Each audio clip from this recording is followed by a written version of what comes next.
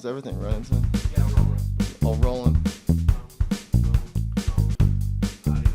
Cool. Excellent. Thank you, brother. Have a good night. Peace, player. I will, yeah, I will. I will, for sure. All right. You ready, Bob? I'll let you do your thing. I'll let you do your thing. Tell me when you're ready. Good. I'm ready. All right. And countdown. And a 3, 2. You talking to me? I'm talking to you. And this is Talking to Me, Talking to You. And I'm joined by the fantastical Matt Mondaze. How you doing, players? What's going on, G? Good to see you, man. Dude, good to see you. It's actually, dude, it's pretty cool, our lives lately. I've got to see you quite a lot lately, man, you know, and quite the contrary when we met, what was it, almost 2 years ago, I feel like. Was it 2021? That timeline is so foggy to me. You appeared out of nowhere. Yeah. You had a different haircut, so I don't even call him the same dude. I changed a lot, man. Yeah, well, I can understand. You fill the role that is needed, and sometimes you got to glam it up. You know, A little what I mean? bit, yeah. You know, so I got a little more relaxed today, but. Well, no, I think the fit's nice. It's fitting. Oh, yeah, you like the hat? Of course, I like the big crash hat, man. The self-promo. Every time I see you wearing that, it makes me happy. You know? I like it. It's a nice hat. I don't have any brown hats, so.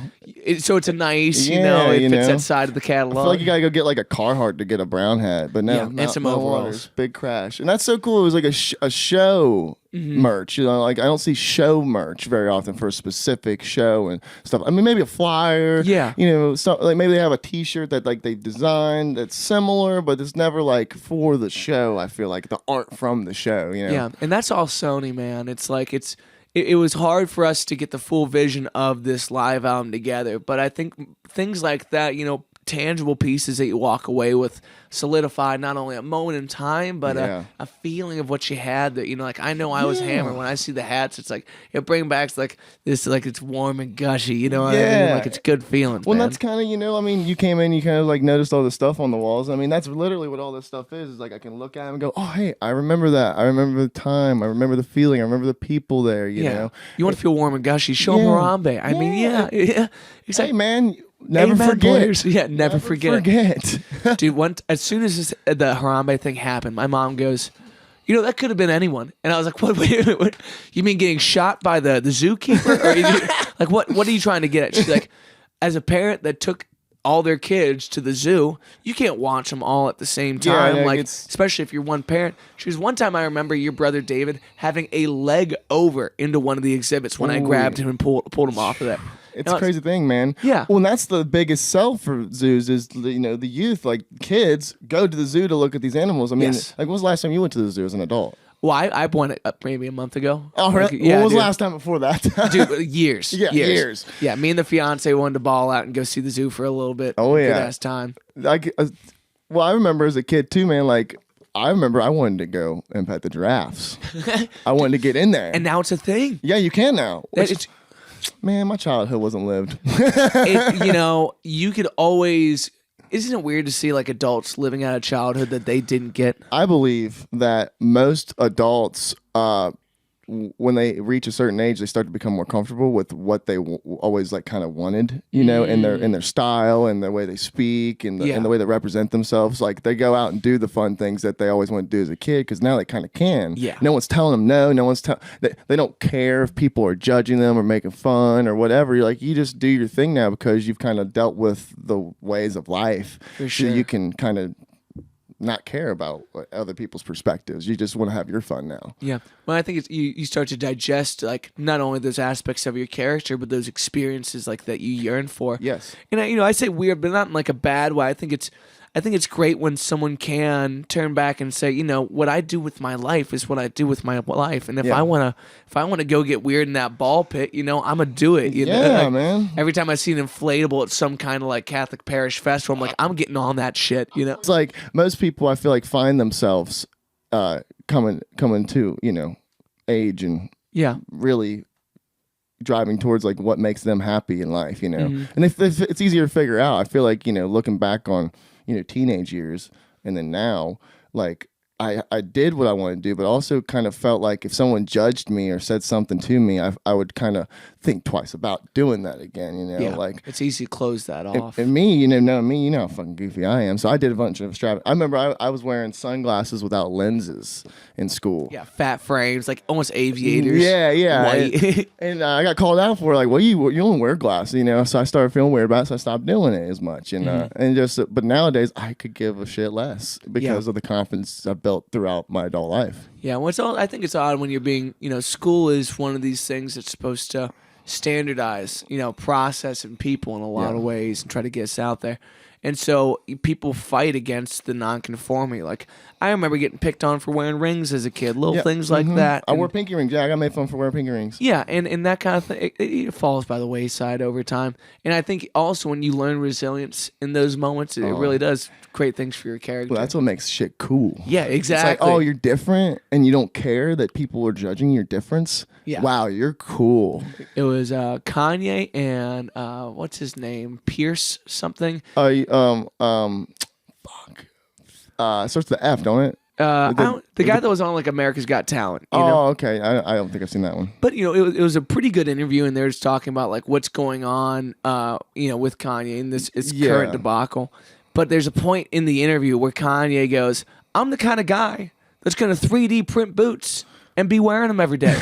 And then he pulls off this massive Lego of a fucking boot, and it's hilarious. What? I died.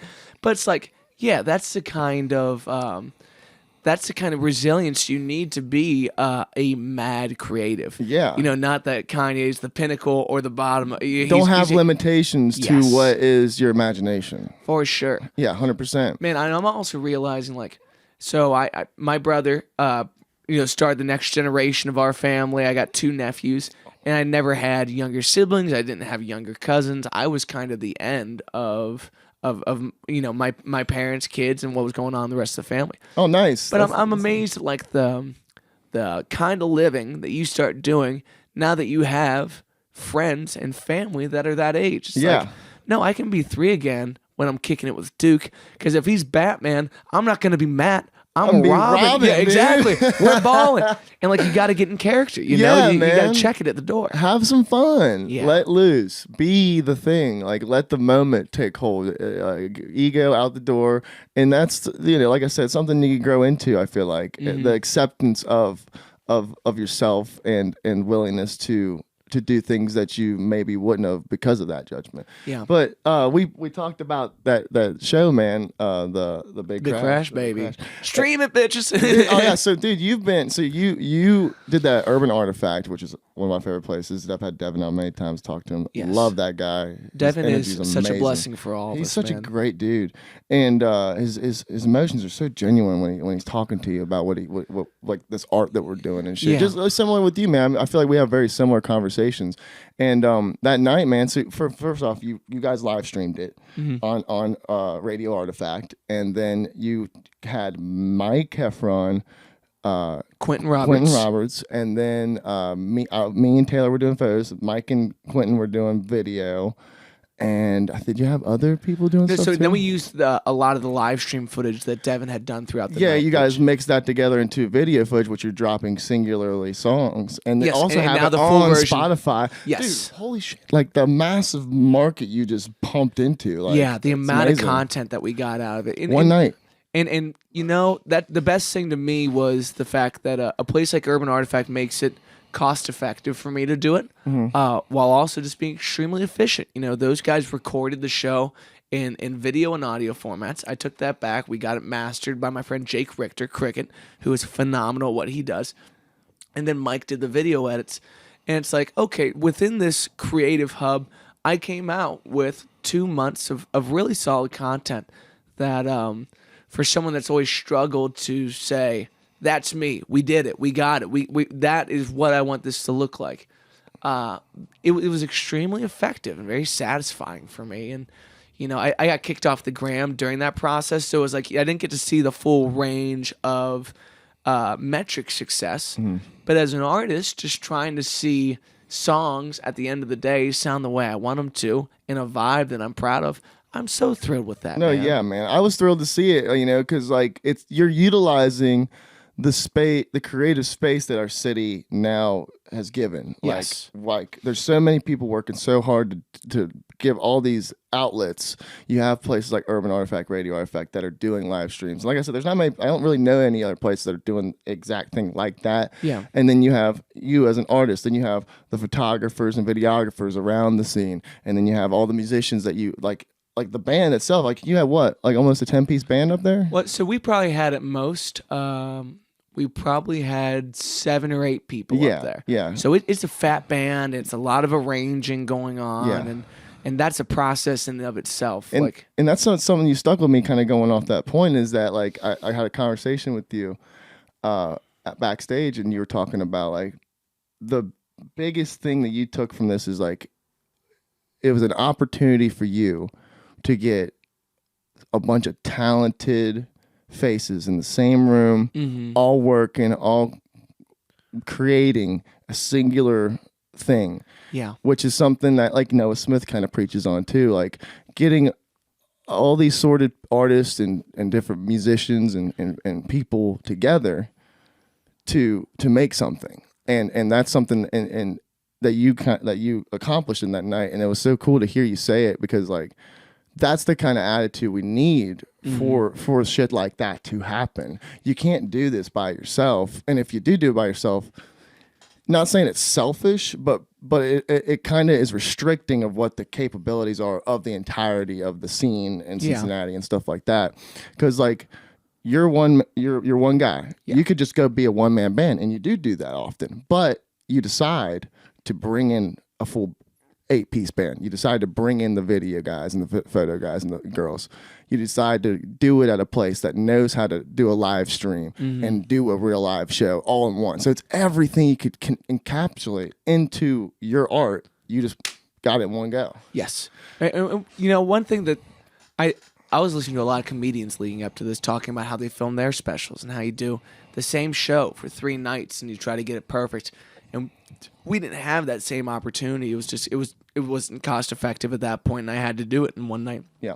But it taught me a lot about delegating to people that have tremendous skills and their own artistic vision. You know, the way that you step behind a lens is different than Taylor. So rather than choosing one, let's have both options here. Yeah. Same thing with Mike and Quentin and Devin in the video regard. And the biggest thing to me was as our scene starts to have these heavy hitters, you know, like Noah Smith and Devin Z. Brooks and Mike Heffron and all these cats that are extremely talented and very very creative with how they approach their work. Not only should they be employed by all the artists, you know, to be pulled into these projects and allowed to do their thing, but they got to get paid. They got to be respected for what they do. You know, one thing that Radio Artifact has done is offer that if you can't afford this space, we'll do a streaming split until we can recoup the money from this. Oh, wow. I didn't know they did that. That's awesome. Yeah, and that's a great thing. It's very label-esque, and that's great up until a point where it's like, hey, as a scene, if we want to see this room do well, they can't be worried about making their money on the back end. No, that's my problem, because I get this content. You know, if I'm going to own what this is, that guy needs to go home saying, hey, someone saw what I was able to do today. Yeah. And treated me like it. Same thing when you guys come in and work on my projects, and I try to make sure that everyone at least gets the chunk of change that they deserve. Like photos that you took that night have been the face of my marketing this entire summer. Yeah. You know, and it may have been one edit for you. It may have been one shot. But it's a lifetime for you now. Exactly. Yeah. It's a part of the era. It's a part of the image. Every time I walk into a room, that's the guy they're expecting to see. So if someone couldn't capture that well enough to frame me as me, then they have no idea who the fuck I am walking in there. Yeah. So it's a testament to you and to all the folks in that room that are not only phenomenal, but they are there for one vision, moving forward, knocking it out. It's like, it's awesome. I always like to say the moment is now, the image is forever. Yes. You know what I mean? And especially doing this kind of work. I mean, me and Caden have had that when we were figuring out the photography. That was a big lesson we took from it. It's like, especially in the world of like money and making gain from your skill, is that understanding what you bring to the table, and that is that, man. What, like when we take a photo, when we do a video, when we get an interview, that is now cemented in time. That will always exist. If you like these podcasts, man, I go back and watch them, I'll forget completely what I said, but as soon as I start watching, I go, oh yeah, fuck, I remember that conversation. Oh yeah, I remember all that. Oh wow, I can't believe I forgot all that. You know, your memory is so. I just read something about our brain and like the memory capacity. It's got like some like 340 zettabytes or whatever. Yeah, it's like a billion gigabytes basically. That's interesting. And we have all that. Yeah, we have all that information, but because it works a lot like a hard drive, it takes a while to kind of go through it all and find it when you're looking for that thing. So inevitably, in all possibilities of what your brain can conceive, every problem you have in life, you have the solution to. You just have to dig for it. Because it's the information is there if you've ever done any assortion of something similar. As you grow older, obviously. Yeah. Your memory is that thing. It just fills It's and that fills. vault of, yeah. Well, yeah, it's interesting the way that like you know, when you start to compare us, the biological tech versus like the digital tech of the world, you know, we haven't gotten to a point where we can replicate what the human mind can do. And, and some people are looking at the world of AI as a dark mystery of what we might lose. It's like, no, this is all what we might gain, because we're never going to. We're not competing with ourselves. We are creating a different organism within that and try to utilize You can't compete with reality because reality is cemented in like our biology. Yeah. Unless you want to talk about timelines, and that shit scares me. And you know, I grew Robots up Catholic, scare me, man. I'm cool with that approach to the end of the life. And it's like, no, we might just be in some fucked up game of Sims 4, man. And like, Seriously. guess what? You're not getting a pool this round. Cyberpunk. Dude, okay, that's a different game. Cyberpunk and steampunk it. Like, I want to be wearing like gears in the next life. Dude, I know, right? You're like a robot arm. She's got a shotgun on it. It's kind of like Jack and Daxter. Did you ever play Jack and Daxter growing Yeah, up? a little bit, yeah. That was one of those, like, the first, I didn't know it was steampunk, but the first time I saw that kind of, like, that kind of timbre, like, rustic kind of, like, new wave, it was super cool as a kid. I remember that they were kind of on the new wave of, like, those kind of video games, because it was very adventure, like almost it wasn't open It's like world Grand yet. Theft almost, yeah. But it felt like you moved freely. You had a co-op kind of help. You know, Do you call that RPG? What? I'm not quite sure. I'm not too. I'm not a big gaming type. literate on that terminology. Yeah, but it was one I of play those games, but I don't know that shit. Yeah, it's weird though. It's like those are the first experiences we have in a simulated world. Yeah, where you think back to when you were a kid and you're playing Grand Theft and 8 hours blows by and you don't even realize that. It's like, wow, like what does that look like now when you put on the helmet and the gloves? Oh, have you ever played any VR stuff? No, I'm scared, dude. You've never done it? I can't go into the metaverse yet. I've played quite. I got quite a few hours in the VR, and it's interesting, man. So I went in there just to play video games mostly. I'll tell you this right now: do not fucking play a scary game in the VR, dude. I'm normally pretty decent with scary games. When you got headphones on and it's all you see and someone's coming at, it's scary. Heart rate goes up, man. It's amazing. But I played like a boxing simulation. Mm-hmm. Very cool, very good for working out. If they can make I had a PlayStation one, so it's real big and bulky. Mm-hmm. But they as they slim these down, it'd be a really great way to work out. Like I've seen like some UFC guys utilize the VR for shadow boxing. Yeah, it'd be a great way to work out. There's a lot of positive avenues for it, and then the game itself, dude, it's just so realistic. Yeah, it feels so crazy. It gives you kind of motion sickness at first when you first start playing it, but then just like everything, your body and eyes, start to compensate. Gyroscopes start to get it, and it becomes much easier. But like it's like a weird it's like learning how to walk. Kind of, you start sitting, you just move your head and you use a controller, and then you get to the point where you start using the hand controllers and you start turning with the chair, and then you stand up, and then you kind of got like, and you got to set it up to where you can like do this. It's this whole, it's pretty mathematical and fun to kind of figure out. But you set it up, you got a cord, and like I used my like mic stand and pumped it up, and then had it running and just would walk around. That's crazy. And I would put a mat down to like and be barefoot so I could feel when I'm walking too close to like a wall. Yes. So you guys kind of set yourself up. It's very like it's very set up to do it, but it's fun once you get into it, and there's a lot of fun things you could utilize, even not getting that far into it, just by doing the sitting and looking at stuff like riding a roller coaster. Some people do that. Well, I think like the world of social interaction through those kind of vehicles, It will help a lot. Yeah, and it's going to be coming quicker down the pipeline. I was having the thought the other day, and I was talking to my pops about this, and he's not interested in that world. Yeah, I was yeah. like, man, think about whatever I choose to be my weekly gig, where I'm just working out, I'm playing new shit, I'm having a good time. But like, I want to have an opportunity where I'm playing in this club in a virtual world that you can walk in, even if you're sitting in Singapore. So you want that? You want the opportunity to try to do something? I think if it's going to come down the pipeline, I want to be in the room by the time they get there. You know what I mean? Like what a call to action that is as an artist. Wow, to need to figure out how the tech's gonna let you do that. Like that's an inspiring mindset you have, man. Because a lot of people are very scared to even like jump into it. It's almost like CDs when CDs first came out, or tapes when they first came out, and people were like, "No, vinyls only. Like we're not moving past this." That's a very growing personality you have, to be willing to like want to get involved in the next generation of like I guess.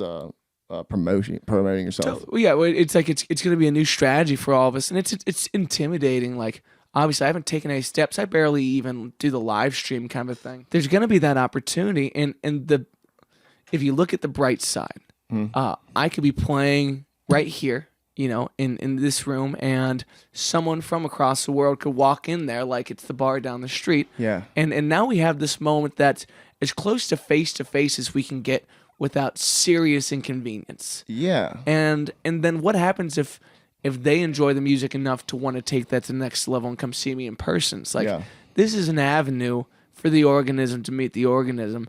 I don't get to control the medium. I don't get to tell what's going to be next for us, but I want to be there. Yeah. You know? Yeah. To try something new, like we were talking about, like to be open to it, like judgment free. Like, I don't care if you think I'm some techie virtual dork in the metaverse, you know, and I got a second life kind of. No, like I don't care. I'm gonna try something new. It's fun. It's a reality. Does it freak me out at the same time? I'll tell you what. Virtual reality doesn't freak me out at all. AI a little bit, but that goes more into my fear of robots. Yeah, I don't like robots, and that's a concern about being replaced for all of us. You know, like I don't mind them replacing our infrastructure and work load, like for like a lot of the labor. Like, dude, if we could get rid of labor work for us human beings, dude, like that would holistically help our health and longevity in life, because a lot of people die young from injuries they've taken from on the workplace. Yeah.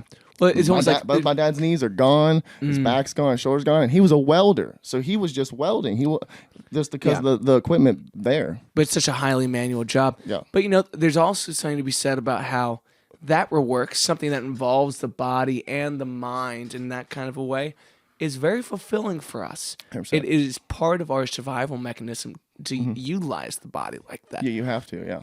So like, we don't want the machines to make us couch potatoes. No, yeah, you don't want a Wall-E future, for sure. Yes. Absolutely. I haven't seen Wall-E, but I've seen images. Oh, you've never seen Wall-E? I've never seen Wall-E, dude, man. that is one of the greatest. I think is that Pixar, Disney? I think that is Pixar. Dude, that's one of the seems like one of those wholesome flicks that I should get. You could watch it as an adult and completely love it. You know, that's definitely one of those movies.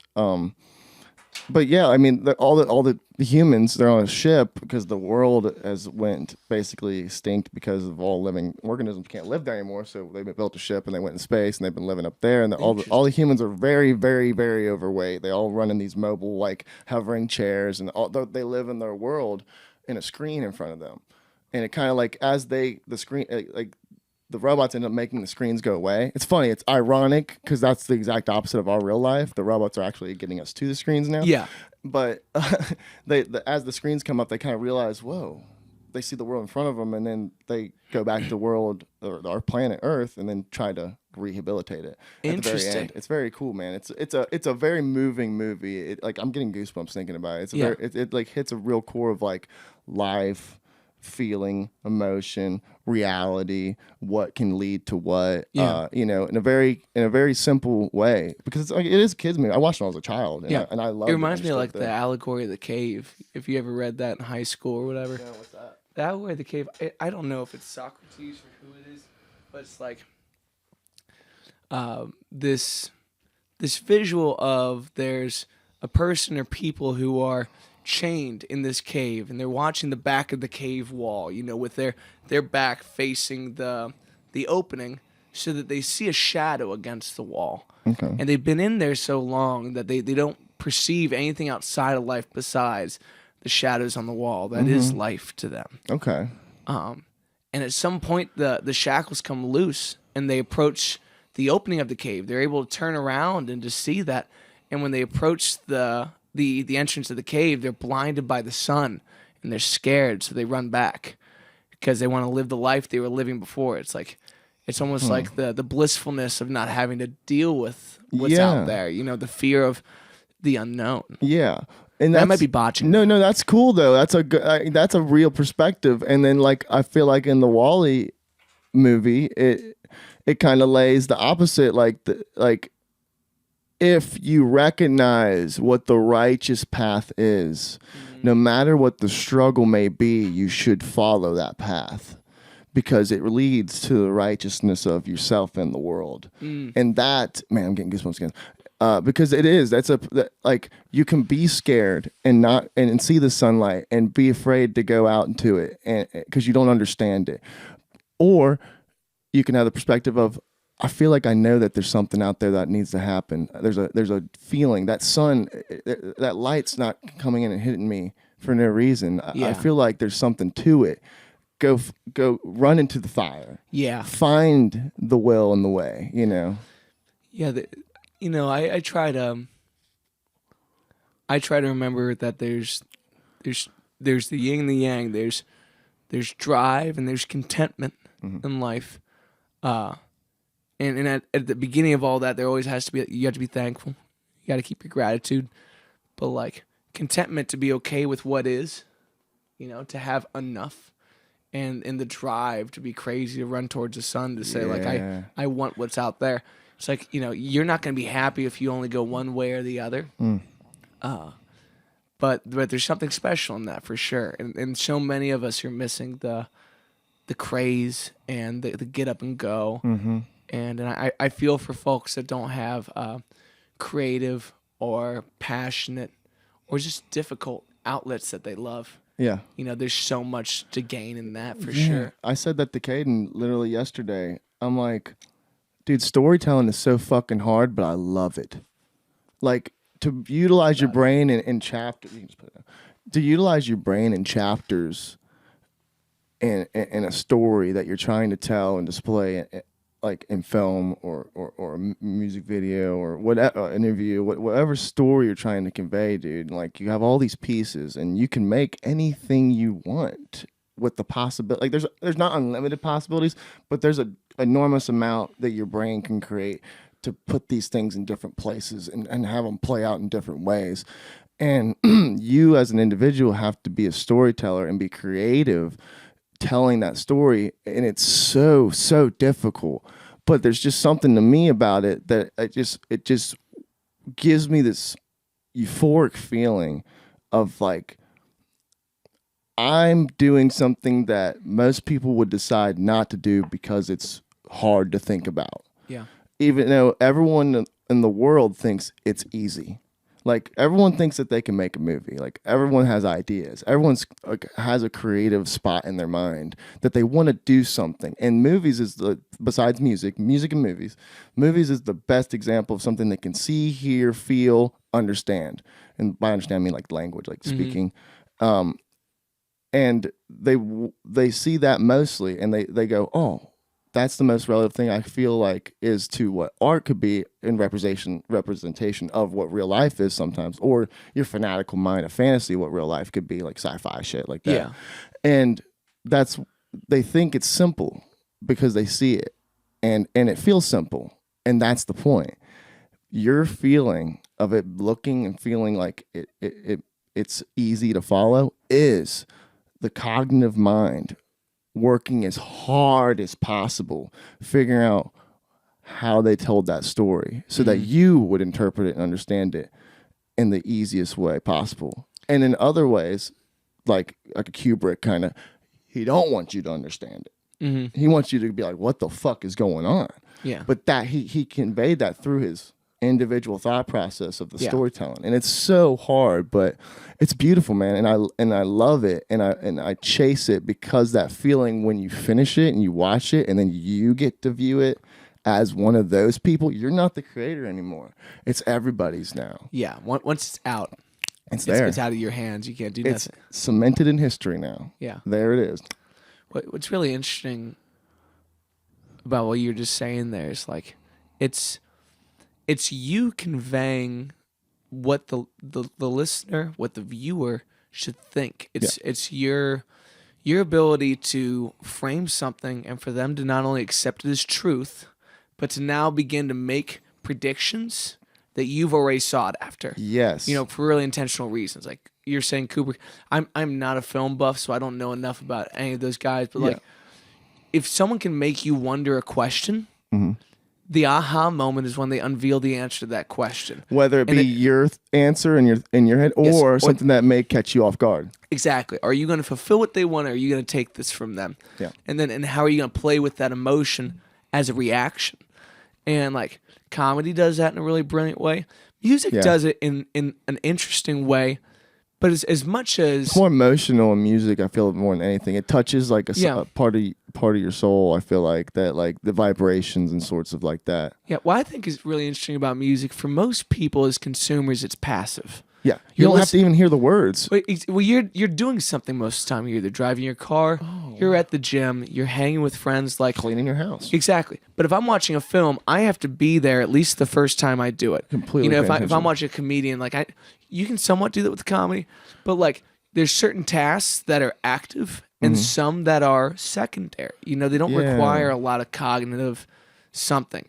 So now, especially when you're working with people that don't sit down and put the vinyl on, put the headphones on, and give you active listening. Yeah. You are working with a different set of hooks to catch fish. Which is a crazy perspective, because that's exactly how music was experienced for the longest time. And before that, it was only live concerting and like, you know, quartets and big showcasings, you know, or street stuff. Yeah. That's amazing perspective, because then when those records start coming out and them headphones came out, you could have an experience in that whole thing. And I'm a decade into my personal career as a musician. It's my primary job.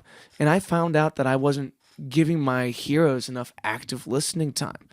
And I was like, I've been such a fickle enjoyer of the thing that I claim to do most. And being on the road helps me a lot, because I have so much time in a car just to actively listen to stuff. And also to say to somebody like, hey, why don't you give me 45 minutes of mind boggle? You know what I mean? Like I got great friends that are wonderful listeners who have pointed me in the directions of things I never would have thought I liked. But because I was able to actually turn on and cue into that, I had a much more inclusive experience to that. Like it was something. But I noticed more and more that, you know, you write songs for both sides of it. You soundtrack, you'd make passive shit, or you make like, you better listen to every word of this, and I want to control what you think and why. Yeah. And I want to answer this question along the way. And like with the live show too, that's the biggest question I'm trying to figure out. Every night I'm like, Matt, why couldn't you make people give a shit for 3 hours straight? And I'm like, oh, because it's really hard. It's not a good excuse. No, yeah, but that's a cool thought. That's amazing that you're thinking that, because that's, dude, like not many people, like I said, there's a very slim few that have that thought. And it's a very diving in thought. Like you have to really think about you really got to dig to get to that thought in your projecting, you know what I mean? Because like I make movies. And my whole goal is to make people watch the whole thing. You know what I'm saying? So that's like that's step one for me per se.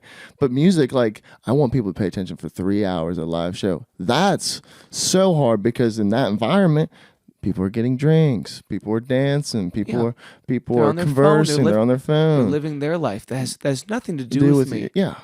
Yeah, we're exactly on the same page. Whoa. That's what I'm talking about. It's crazy, man. And like, but that thought, man, to have that is a very, very desirable like thing to to really dig into, because like if you want to encapsulate that whole moment, then you need to create an entire experience. Yeah. You have to create, like, as soon as those people walk in the door, they're going to be seeing, enjoying, and having something to remember each and every moment, every stop on the way to the stage. And then when they get to the stage, you don't want them waiting around for long. 5-10 minutes at the tops is at the full room, and you come out and bang, and then the crowd's just there. They're sucked in. They can't help themselves. They don't even want to leave to get a drink. And that thought to try to create that is what creates fucking success, man. Because that's the drive that we're talking about, to dig deep, to find what gives for these people, man. Yeah. What makes them want to come see more. Yeah. I think that's the question at the end. Like, how do I get them to come back for more? That's what we ask as creators, because it benefits us. But like, in the pursuit of artists trying to serve their art, all I want to do is give this person so much to wonder and to live and to feel. Yeah. That everything else isn't there for a few minutes. Like I found that not only do I have a role as an artist to give active listening time to the music, like I need to give active listening time to my friends. Yeah. And to my spiritual life, you know, to my God, to all the things that you need to tune into. And there's so much silence in that. Yeah. So it's your own thoughts and all that. Yeah. In between everything, it's just you, man. It's just you. And that's the hardest thing, is to be conscious and be present minded in those in between moments to configure the next thing. Yeah. And work towards the next thing, because the thing that you've been planning for, it comes to its day and it ends. Yeah. You know, you only have your expectancies on everything for so long. And like the way you're talking about, man, like a great example, your Waters Weekly. Like you talk about, like you want your friends to be, you know, heard, listened to. You know, you want them to listen. You know, so the Waters Weekly, you have like a songwriters round in the beginning. You have like three. What do you mean for the Muse? Yeah. Oh, sorry. No, you're Waters fine. Weekly. Muse. I have a couple of programs with heavy alliteration, and I'm trying to keep it on brand. WWMM. Dude, it's so smart. It's so as long as I can keep it smooth. Yeah. The biggest thing I'm realizing this, and like this is one of the things that, like, for all of you that have watched up to this point, one, thank God you're here. This is a beautiful program, and my man deserves it. But the conscious effort it takes to post again. Post again. Is it better? Post again. Clean it up. Post again. However many episodes. We in the 90s now? We in the 80s? 81. 81? Yeah. You've been cooking, dog. You caught up to me, and I started like 6 months before. And I'm like, that was the goal of mine, was to pass everybody up. So. Like that's something that's monumental. But just the consistency, you know, to step into a room and to be there with a person, you know, knowing that that's the show. But there's so much of the rest of your life to live. Yeah. And instead you step in here, you know, with somebody for a little while. And like, you know, when you come to my shows, as it's a testament to you, you are there. Yeah. You know, you are absolutely there for it. You know, when you talk to me, you are there for it. And your art has brought you closer to the present living of your life. And that's why the art gets better. And hopefully that's why we feel more motivated. Yeah. You know, that's one of the reasons that things get better, especially for a community where there's a lot of people doing a lot of things, just making some noise for the right reasons, with a lot of crazy, you know, a lot of madness to it. Like, that's a lot of the in-between, too. Yeah. If you can harness the side of yourself that is batshit and intolerable for everybody else. And then that's the part that everyone enjoys the most. Exactly. Take everything that people didn't like about you and turn it into their favorite thing about you. Yeah, man. Yeah. Through the power of the mind and in your activity. Like what you choose to do in your day is so important. And we all find ourselves slacking into things that are fickle pursuits of joys that we've burnt out. And we don't go for I've been working on a 2-hour movie for the last 3 years of my life, 2 years of my life. I don't know what y'all's fucking timeline is, but I know it's absurd. Oh, yeah. Yeah. It's And wild. I'm having a conversation with you at a gas station where you're like, I'll be cutting my hair tomorrow because I've been keeping for this role. And it's like, no one's paying you. No one's Nah, asking just you. doing it for myself, man. You're not doing it for yourself. No, You're not doing it anymore. for that crazy. Yeah. You know, you're doing it for that absolute madness. And it's everyone's favorite thing about y'all is the crazy. Yeah. So that's kind of where like that crazy comes from, is like my upbringing of living in a bunch of different places, seeing a bunch of different faces, being the new kid a lot, finding myself through all that. Because every time I would show up at a school, I'd be slightly. You see me now. I mean, I didn't just start doing this. I feel like as like part of the cinematic. I feel like I just like found the thing that matched me most, which was that I changed constantly through my life, like my mindset, my attitude, and it's the journey is the most important thing, because like I don't get to decide what the next thing. All I can do is go, this is what I want to do. Hopefully I can get there. And most of the time I can say that we've been successful in that thought, like we get done what we pursue when we originally think it up. And, movie wise, we try to continuously just keep writing. So we have stuff we can just go, hey, do you want to do that? Let's just do it. We have like, I think 3 or 4 shorts just written, just been sitting on the bookshelf, just waiting to be thrown out. And, just getting the time. And that's what's been cool, man, is because this, like you're saying, like coming to this every day, that's one of the most beautiful parts of my life is, it's like I'm deciding to do it. You're right, 100%. I could be doing whatever else, but I wouldn't rather do anything else, because this right here to me has brought me closer to what my life is. I get to meet people like you. I get to talk, like we're friends now. Like we see each other all the time. We're doing things. We're making art together. I'm doing the things I've always wanted to do with people, and just by allowing myself to have people walk in my room, whether there be cameras here or not. Yeah.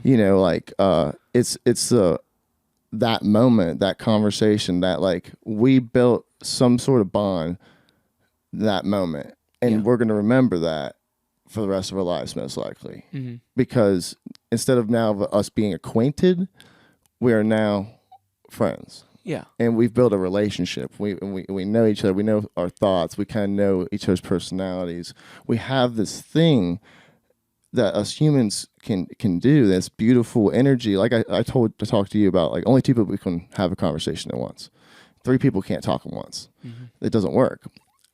Something between 2 humans, this energy, it's just something beautiful about it, and it turns into it could either just be purely fun, has nothing to do with creativeness, has nothing to do with anything else. You could just enjoy each other's company, or you could have the same exact creative mind thoughts, or you could love a sport together. You could, like I have all, and I feel like I found a lot of those people to fill all those different things, and I necessarily you don't need like one person to have all those things. You need a bunch of people to have all the things that you have, and that makes you a holistic person. You know what I mean? It's beautiful, man.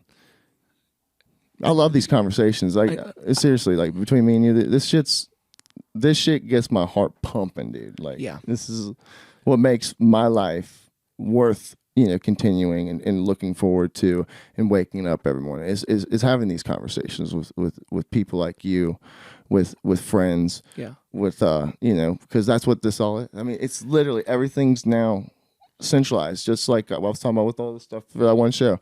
Everything's centralized. Everything's in this bubble now, and it's awesome. And you said a lot of brilliant things in there that, like you said, it's good for the heart.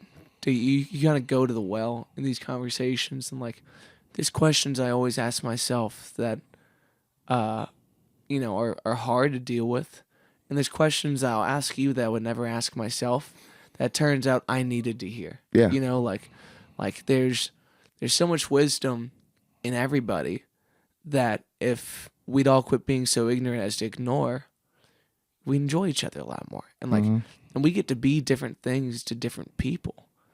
Like you are you, the chameleon that you have to be to walk through this life as happily as you want to be. Put on the hat that you got to wear today. No one can dictate what that means to you, and I feel like we're in a part of history We're very concerned about what we are going to be to other people, that we question who we are ourselves. And we don't get to decide who we are to other people. No. I am whatever you think I am. Yeah. That's on my Facebook. It's been on there for 5 years. Well, and in that, like, when you and I step up together, you know, our cohesive can be, you know, monumentally more effective than the individual. We all know that. We felt people in our lives. They're like, you are the great enabler of what I was trying to be, but without you, I cannot be that. Like I'll give a huge shout out to Sony in that, for being one of my closest friends. That said, like, no, I am looking at it. Mm-hmm. Just go. Just someone that would push you on the back and say, like, do it. When you and I are sitting here together, I see what that is. Mm-hmm. You know, and to be the character in that kind of vibrancy. Yeah. That really comes through the communities that we have. Like they say, it takes a village. I'm so grateful to be in a position where, like, my family all wanted to be around each other. We all live in Cincinnati. When I have kids, they'll get to be with their aunts and uncles and their cousins and their grandparents. And we're going to fucking party hard, because those are the kind of people that amplify. Mm-hmm. And I know if I put the person that I will eventually love the most around them, I'll get to see them at their best. You know, like that's how we get to take care of each other, man. We're so lucky. No, man, and that's fucking awesome, dude. And like I said, like on my side, like growing up single mom, one brother, I don't have much of the family, but those people that I talked about, all those individuals that I share all those things, that's what I feel like I've fulfilled in my life as what my family would be like if I was to ever have kids, you know, like they wouldn't have uncles, they would have uncles. Yeah, well, exactly. It's like, you know what I mean? Some of that's, you know, predisposed. Some of it's not. The acquisition of people in your life is the greatest. You know, it is the one thing that expires the same way we do. It's not your cash that's gonna sit there. Mm-hmm. Dude, I saw a thing on Facebook. This fucking pimp in like 1912 was like, I got millions right now, and I got all these greedy kids and grandkids. No one's touching this for 100 years. 11 people cashed out on a great granddaddy that they had no idea who it was. He left them bucks. That's and I was like, crazy. That's hilarious. That's something I can only, you know, wish to become. Dude, well, like, you know, you ain't getting none of this. It's all for these kids I'll never meet. But yeah, that's one of those things. Like, hilarious. Generational wealth is one of the big difference makers in equal rights to opportunities. That's like, truth, yeah.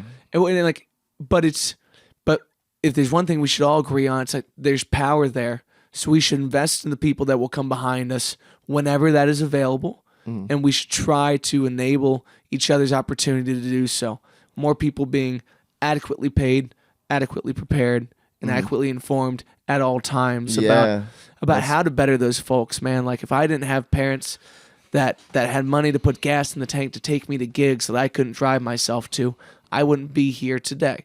I was super lucky in that.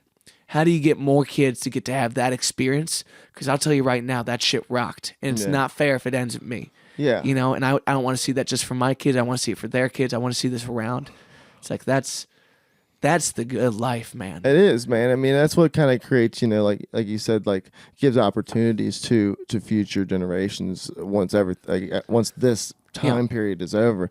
And like, man, like I just, these conversations we have, man, it's so beautiful. And like, what's cool, man, is like, you don't just have these conversations with, like, you know, me. This is something you do on the regular, like, and like, just like what I'm doing, what we're doing here, you do the same with your Waters Weekly, and then a part of your Monday Muse, you'll interview people and talk to artists. And did honestly think that you got better questions than I do. No, I don't think there's. You know, they're very vibrant and thought, you know, and you're good on the spot, man. Like, watching you do your interview style, it's you know, you got this energy, you know, you're bringing a fun to it. You're trying to, like bring the best out of the guy across from you when you're talking about their art, and it's cool to see. And then Waters Weekly, same thing. It's kind of cool. You get like 2 chapters of the same formula playing out in different stuff. One's like a more live setting, with the Muse, which you do the rounds and you have people open up, and then you and that artist you interview play. Yeah. So it's just like, it's cool, man. Like you're representing the music scene. You're also having conversations, getting deep with people. Our conversation the last time I was on your Waters Weekly, man, that we got so deep, and it was cool to see for me because we had that great walk afterwards. We took that kick-ass photo of you on that hill. Dude. Yeah, dude, I want to talk about that too. But so it was cool for me to watch that though back, and because you know me, I do the job. I'm here a lot of times. I have the people come to my couch, and it's such a different thing when you go to someone else's place, and then you're not expecting anything. You just sit down and you're just ready to go. Yeah, and to talk. And it was nice to see, dude. It's almost like the slight difference of like when I have to put on the learning cap when I'm like having people sit in front of me that I don't know much about, and then just the comfortable cap of I'm just about to talk about me because that's all I know the best. To be turned on that kind of side, it's good cross training in that. It's like it's not easy for a lot of people to look someone in the eye and to ask a question they're honestly wondering. Because questions that you're honestly wondering, you don't have the answer to. So you have to be open to wherever it goes. And you're constantly having to drop what you're thinking to react to what they're saying and stay up with it. Like, your thoughts get blindsided. And you can't be gripping at things that aren't there. You have to let go a lot more and be malleable in that. But I treasure those opportunities just to talk to people. I come from a very chatty family. Yeah. And one part of my job is I get to travel and step into someone's life for a couple hours a show if they choose to let me, do that. And then maybe we talk afterwards. And I've had some of the most powerful conversations of my life with absolute strangers. And I've just I've stopped having expectations for what they're going to say to me. Mm-hmm. And wherever they come, okay. You never know who they're going to be when you sit in front of them. I love this story, and I can't tell it in full discretion because we're on the internet. But I was playing in Columbia, South Carolina, a beautiful little college town, at this great like outdoor club. And it's the weekend of USC homecoming, parents' weekend. Oh, wow. So it's packed. Yeah. Okay, we're playing a bump and set, but they're like, hey, no music during the first half of the game. So like, okay, like we got like an hour and a half off. So we're just kicking it, drinking at a front picnic table. And like these guys come up who had watched our set, and we start chatting. Find out that this guy is a trucker from the Miami, Florida area. And we start talking, and he's talking about how he just bought his granddaughter a keyboard. And she's taking lessons. And she's great. And as any good grandparent, he wants to show me videos. We're watching videos. Like, this girl she can play. She's like, 4-year-old kid or whatever age she is. And I'm moved at this point. One, because I'm a little inebriated, but two, my Nana took me to lessons, man. My Nana was that person. It's gonna choke me up. This story's funny. But we won't cry. I won't cry. Fuck. It's okay. It's okay. You can cry. You just want the bits, okay? I know it's going to be the clips. Give me it. I ain't Shaq, baby. You can't do this to me. Oh, no, that's Michael Jordan. Oh, man. But my Nana took me to all my lessons as a kid. And she was the greatest. And those were some of the best conversations of my life because I'm a little kid, and she talks to me like she talks to my parents. I was a person to her, and we had the best time together. So then I turned to this guy. I'm like, hey, man, you don't know how powerful that is to me. But to think about where she could be in a decade, you've given her the vehicle of so much joy in this life. You don't know what an instrument can do. And also, it's a keyboard player's world, man. Like, if you're going to play anything today, play keys. It works out way better. Oh, yeah. And so I'm just into it.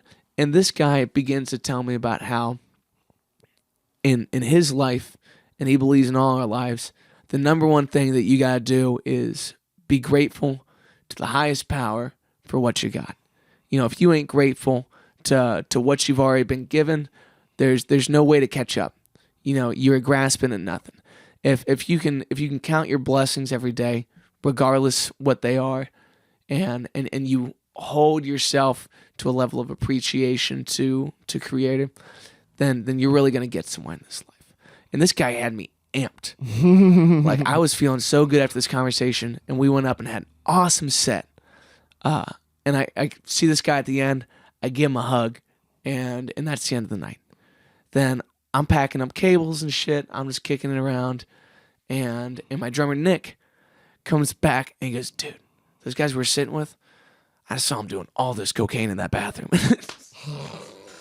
So it turns out this guy that was preaching into my heart was actually just a little coked up, feeling Blowing it. lines, man. But dude, he said the right things that I needed, regardless his no, state. yeah, it doesn't matter. Yeah, He was prophetic in that moment to me, and I was like, man, I can't judge why you said it. I can't judge what brought you here, but the fact that you are here, I need to tune in and see what this has to offer me. And I still got something so beautiful out of that, and apparently so did he.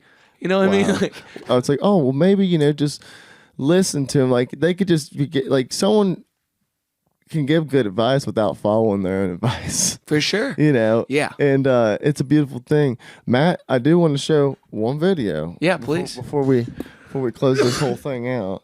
So you did a sweet music video not too long ago. Yeah, Let's start with a warning, please. Oh yeah, definitely there's a warning on Put it. your shades on, players. So you did this at Urban Artifact. Yes. Which awesome. Well, this first scene was at a studio somewhere that Taylor had. I assumed that. Yes, yeah, it's I thought like that at was one of those different. warp walls. Yeah, that's sweet. Yeah, she went and bought us that light bulb, and before every take, she's just going out there and just pushing that light bulb. Yep. And then we have a fucked up power strip that she's like playing over there to make that light bulb go off. Okay, that's the little fader thing. Yeah, exactly. It's not even fake. It's just a messed up power strip that you can just wiggle and it'll turn it off. It worked out so well. The one time it's benefited me to have faulty electrical equipment. Oh, dude, it works for us all the time. Dude.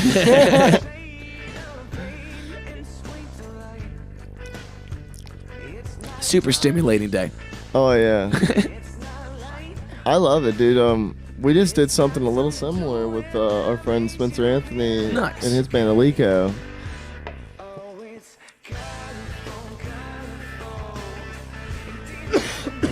Oh, I love using the light bulb as the mic.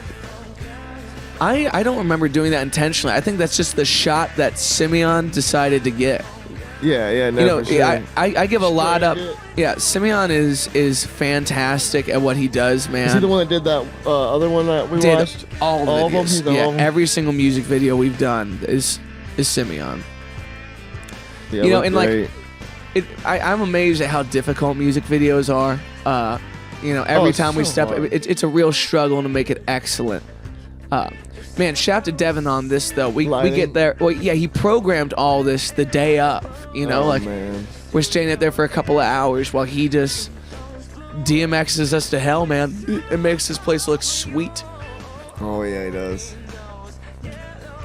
And it matched so well with the other place too, the other set. Yeah, It goes from black background to white background.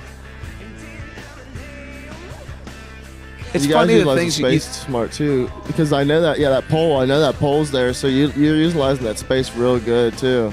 Yeah, the pole, like, it's one of the classics of Radio Artifact. I think it must Oh, always it stay. is. It's hilarious. No, it's got to stay. Yeah, It's the exactly. foundation of the entire building. Dude, It's not it's going funny nowhere. the things that you think you would change, like looking back on this now, like Always, man. yeah, it's Oh, like yeah, and they'll always. eat. I think I break a string somewhere. in so this- many times. Okay, okay. So many times. I've seen the bloopers. Shut the hell up. I've seen Shut the the hell up. bloopers, bro. I meant during this video at some you asshole. I think it was just these strings I was using for. I sweat a lot, and I Water also got on them. yeah, and I just have a heavy right hand, and I think a lot of people do, but like it's just when you sweat and you don't wipe off your strings often enough, you end up just rusting out, and it happens. In low, it's probably a lower gauge too, isn't it? Because you bend a lot. I use probably like 11 to 52, and then I use like 12 to 56 on acoustic. Okay. So I that use makes- decent Like weight med- strings. meds, yeah. I don't know what the sweet spot is of like lighter strings, lighter picks. I like a little bit of weight to it just Yeah. because I play so much acoustic during the week that like if I switch to something too Oh, light, it's gonna mess you yeah, up. all the bends are off. Everything feels like a little kind of warped. It could do. Look at that, man. That's a great video, man. Thanks, brother. The song's real good too. My favorite song of yours, I will say, is Teeter Totter. Really? Yeah. I've always wanted to do a video to Teeter Totter, man. Like the inception of that song was like a gal who just said, like, write me a song about Teeter Totter, and I was like, well, that's gonna be fucking stupid, ain't it? Like, but I love the tune. And As dumb as it is, it turned out to be a great tune. yeah, and I've always had this idea for a video where it's like, It's the music. Like I said, sometimes the words don't necessarily Yeah. mean much, but the melodies and the groove and the rhythm, all that stuff gives a feeling, and it gives a really good feeling for that song. well, and like the song's about like kids toking up at the park and getting chased by the That's cops. what I thought, dude. Yeah, so I've always wanted to be like an Urkel type like main character. That's awesome. And then like the angsty gal that he's trying to kick it with, and like teach him how to smoke for the first time, and then they're booking through the woods, and like I see it just being like an awesome chase sequence throughout the whole thing. But like similar to the Impatient video idea, I want to have the band as like omniscient narrators, so they're placed in every single scene somewhere. Like, so they're running underneath like a tree limb, and Jason's on top with his trombone, and it's during the chorus.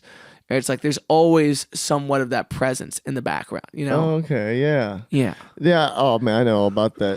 Have you seen our horror movie? I don't do well with the horror flicks. Please don't show me a horror flick. What's the movie name? No, In Memory. It's called In Memory. Ricky, Ricky. He plays the bad guy, and in the found footage part of the movie, he's in the background the entire time, but it's like hidden, so Yeah. you don't see him unless you see him. Yeah. And then at the end, we do an end credit scene, and he comes out and he goes, "You didn't see me." It's like it's so like cornerly good. Yeah. Like he just said it. Like we didn't plan that line. He just improv'd. Yeah. And they were like, "Dude, that's perfect." Yeah. Because That's didn't, like a 'cause great you're there rap. the whole time. Yeah. It's great, man. I love art, man. Art's Yeah. fun, man. And like just getting those little trophies that Yeah. they only know of. Like people don't really see. Like I said, man, you're making something for people for them to understand.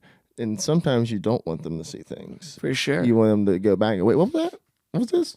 Was that there? Yeah. Oh shit, I didn't even see that. Like, and then Subtlety in that. so many ways to tell the story. Like you could not tell them at all, and then or at the end you could reveal it, or you could reveal it right there as it's happening. Like I've seen many times. Like they're walking through, it's found footage, and there's a ghost or something there, and then they turn and then they go back and they screenshot it, and then they're like, there's the ghost. Yeah. And that's in the movies and stuff. So Yeah, man, but that makes me think of like there's something really special in art and communities about setting other people up for success. Like to play the role of gullible in some senses, or just opportunistic, and to put a friend in a situation to fucking ball, especially when it's improv. Like every time I call a solo on the bandstand, except for something like the Big Crash, no one knows who's getting it. If there's a solo section coming up, if I call for you, it's time to let your heart out. Oh, You know what I yeah. mean? And some people, put that log on the table in a crazy way, and you catch people in moments of just sheer brilliance because the light turned on. The light turned on and the gate opened and shit's about to get really, really weird up in here.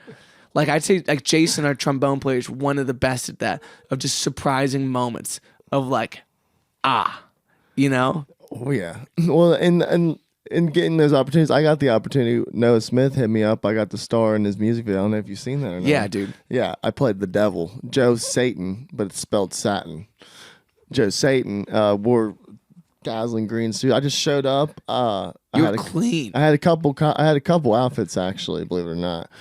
I had something more biker-ish. Yeah. But I put that on. I'm like, no. He's like, he wasn't sure about it. I'm like, he wanted me to do that, but he wasn't like completely sure yet. So I put it on. I walked out, and I just was like, let's do it, man. And it just ended up just completely improv in this whole role of like this. As soon as I put the clothes on, man, just like Yeah. hands in the pocket, fucking. This guy walked up. Because they gave me a cigar to smoke for the scene, and I know how to smoke a cigar, and it was funny. Everyone was trying to make fun of me and stuff. I'm like, guys, I know what I'm doing. But what I didn't know, I didn't know what I was doing when it came to flicking the cigar. So I've smoked most of my life. I always flicked a cigarette like this. Like I would flick it with that hand, Yeah. like this finger, and I wouldn't like put it in between. I would just like hold it like these two, and then just flick it and just throw it. It basically just throw it. Yeah. And then this guy walks up. He's like, "Hey man, that's not how you do that." And then he grabbed my hand and he put the cigar here, and he's like put it like that, and he showed me how to flick a cigar the correct way. That's crazy. I'm like, God, man, It's a great like it's like, slow-mo you learn something scene, every right? day, huh? It's a slow-mo scene, right? Like the Yeah, actual flick. yeah. That Cool. exactly. Yeah. Yeah. Well, That man, what was set up. Well, I had course- no idea what I was doing. Thank God that dude was there. Like, how rad is that? though? Yeah, just the one off thing, and just but it was fun to just improv the shit out of that character and just to have fun with a role, with no expectation really, except for that, like, you're the leader of this biker gang, but you got a suit on. Yeah. I'm the devil. You kingpin in the front car. You know Yeah. what I mean? Like, Yeah. he might be driving briefcases full of substances. Like, Yeah, it could. It was just so fun to do, man. It was a great time, and opportunities like that, man. You gotta allow that kind of stuff around. Yeah. Everything we've been saying. But dude, I only did like traditional theater one time in high school. Man, more people should do that and figure out what that's about. It's like you don't realize how much fun you can have working as the character that you dreamed of while also getting to be a decent person. It's like sometimes like we were saying, like playing the role, like if you're the boss at a company that's no fun, maybe you should be a little theatrical with this thing. Yeah. So people have a good time getting hyped about going on sale. Like, even if you're selling roofs, can you get me fired up like it's a football game? I don't really give a shit. What a magical thing. If you're one of those people, like my pops is one of those people to me, where he makes the corporate office more like a 8th grade football team kind of That's hype. awesome. He's a fired up dude. He likes to see people do well. That kind of thing is great for all of us, and sometimes you learn that by learning how to personify something you're not. Like the devil. Like you're not it's kind of nice to put on a suit and be a little crisp and mean. Mm-hmm. And the next time you have to walk in somewhere with a suit on and talk about a contract, you might wear that fucking suit. It might play a little bit into that character. Exactly. Yeah, like dude, that's such a cool concept of thought, like to bring to your world of like playing these characters builds an assorted confidence in that part of your personality. Yeah. Yeah, man. And I think, like we all got imposter syndrome in some places in our lives. It may not be in your role as a father or as a member of your parish or someone on the school board or whatever it be. You don't need to be some overly theatrical person to be like, I know what I want to be when I walk into this room. Mm-hmm. And I'm going to play this role with confidence, with gusto, because I want to get this done. Yeah. So when I'm trying to get my person fired up and I'm making, breakfast in the morning, I'm playing the music like it's a movie. I'm going to make this shit fucking fire. It's going to be a sexy scene. Play the character. Live your damn life. Dude, Matt, it's been awesome having you on, man. Thank you, Seriously. buddy. It's great I love conversations with you. They're deep, meaningful, inspiring, makes me like leaving this, I'm gonna be like, man, I'm gonna do some shit. You know what I mean? That's what I love about it. You are doing some shit. Will. Absolutely. You are. Thank you. Yeah. You are too, man. We are omegas in our own bubbles, and it's amazing. Man, that feels like some kind of like health supplement commercial. Omega, take 2 pills a day. Be the omega in your own bubble, brother. 2 scoops, no water. 2 scoops, no water. Oh my God. Love you, brother. Love you too, man. You're great. Have a great day. Back at you. This been Talking Me Talking You. Thanks for watching.